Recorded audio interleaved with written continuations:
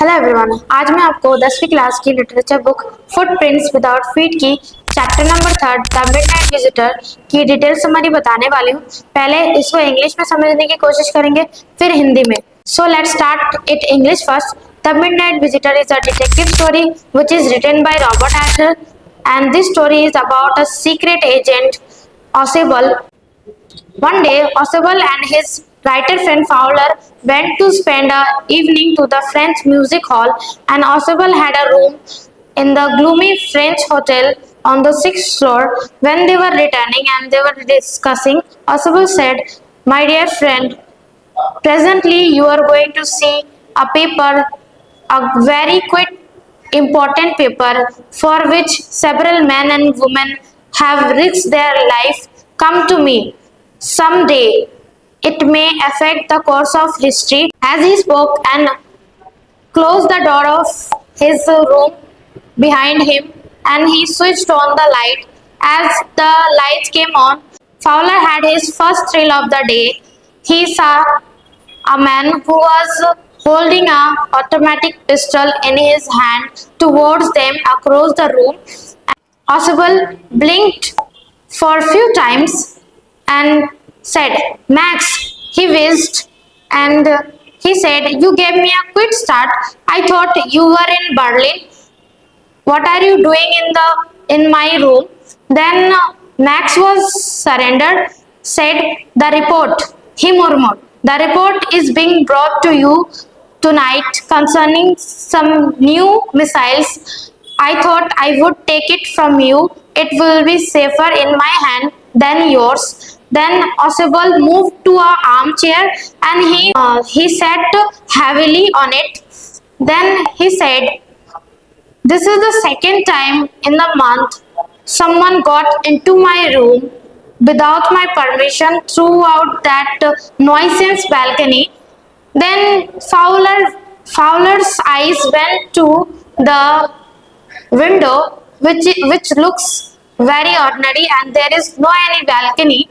Max said, "I didn't know about the balcony. I used the pass key.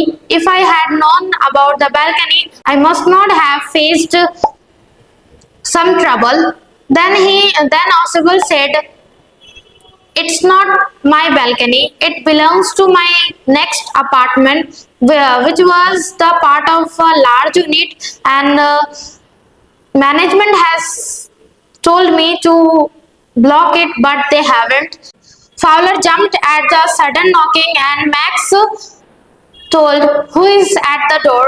And Oswald replied that that may be police, because that such an important paper must need some extra protection.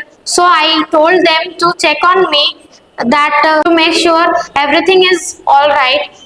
Max bites his lips nervously and went towards the window and told Oswald to send them away. Then Oswald said that, "If I, what will you do now, Max? If I will not answer, they will enter anyways, and they will not hesitate to shoot." Then Oswald swung his one leg to the sill of the window, and he told Oswald to send them away, otherwise I will shoot you and I will make my chance. And then the sound was repeated, and a sound came, "Mr. Oswald, Mr. Oswald," and Max swung his another leg to the ceiling, and then he dropped himself to the balcony, and a scream came once, and then the door was opened, and they saw a waiter was standing with a tray, and he said, "Hello, Mr. Oswald, here is your order. You ordered when you returned." Then Oswald said, "Please set this tray on the table and you can go." And then Fowler said, "Where is the police?" Oswald said, "There is no any police."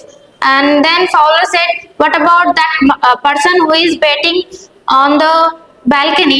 Then Oswald replied, There is no any balcony, my dear friend. The conclusion of this story is, if we are in the any hard situation and we don't have any solution, then make yourself very calm and use your brain to manage that situation, and it will help you to come out from that hard situation. So अब हिंदी में, यह story एक जासूस की है जिसका नाम Ausable है। यह स्टोरी रॉबर्ट आर्थर द्वारा लिखी गई है। एक दिन ऑसेबल और उनके राइटर फ्रेंड फाउलर एक दिन फ्रेंच होटल में अपनी इवनिंग बिताने जाते हैं, और आते वक्त ऑसेबल उनसे बात करते हैं कि आज मेरे प्यारे दोस्त, आज आप बहुत इम्पोर्टेंट पेपर को देखने वाले हो जिसके लिए बहुत से लोगों ने अपनी जानों को रिस्क पर लिया है, और यह पेपर हिस्ट्री को इस हिस्ट्री को प्रभावित करेगी। ऑसेबल का रूम ग्लूमी फ्रेंच होटल नामक होटल में 6th फ्लोर पे था, और जैसे ही ऑसेबल अपने रूम में एंटर करते हैं और दरवाजा बंद करके अपना लाइट ऑन करते हैं, और जैसे ही लाइट ऑन होती है फाउलर देखते हैं कि एक व्यक्ति अपने हाथ में ऑटोमेटिक पिस्टल लिए हुए उनकी तरफ ताने हुए हैं, और ऑसेबल थोड़ी देर के लिए अपने पलक झपकाते हैं और कहते हैं, मैक्स तुमने तो मुझे डरा ही दिया था, मुझे लगा तुम बर्लिन में हो, लेकिन तुम मेरे रूम में क्या कर रहे हो। तो मैक्स ने अपने आप को सरेंडर किया और कहता है कि वो रिपोर्ट कहाँ है जो न्यू मिसाइल से रिलेटेड है, मुझे वो रिपोर्ट चाहिए, और मुझे लगता है कि वो रिपोर्ट मेरे हाथ में ज्यादा सेफ रहेगा ना कि तुम्हारे।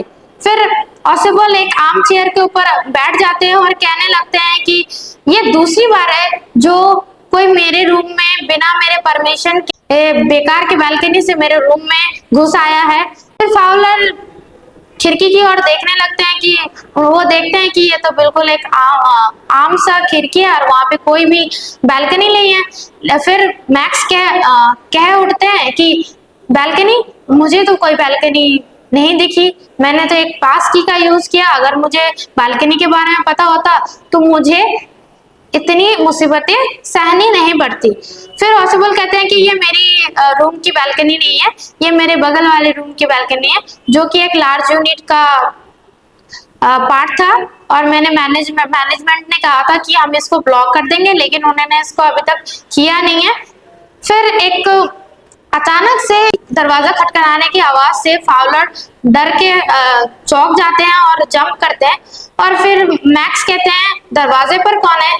फिर ऑसेबल कहते हैं कि पुलिस होंगे, क्योंकि मुझे लगा कि इतने इम्पोर्टेंट पेपर को कुछ एक्स्ट्रा सिक्योरिटी की जरूरत है, तो मैंने उनको कह रखा है कि वो कुछ टाइम आकर मेरे रूम को चेक करते रहें, और अगर मैं आंसर नहीं करूंगा तो वे किसी भी तरह रूम के अंदर आ जाएंगे और वे शूट करने से भी हिचकिचाएंगे नहीं।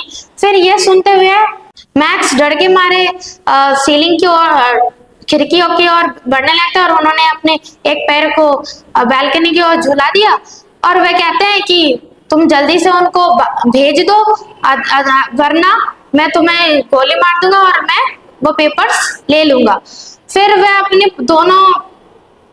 दोनों पैरों को खिड़की पर टांग देते हैं। फिर वह कहते हैं कि जल्दी से उनको भेज दो और मैं बालकनी में वेट कर रहा हूँ। फिर वो आवाज थोड़ी और बढ़ने लगी और एक आवाज सुनाई पड़ी, मिस्टर ऑसेबल ऑसेबल।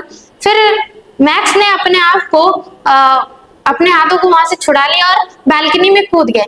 फिर एक चिल्लाने की आवाज आई और तभी दरवाजा खुला और उन्होंने देखा कि एक वेटर अपने हाथ में ट्रे लिए खड़ा हुआ है, और वो वेटर कहता है कि सर ये रहा आपका ऑर्डर जो आप वापस आते हुए आपने ऑर्डर किया था।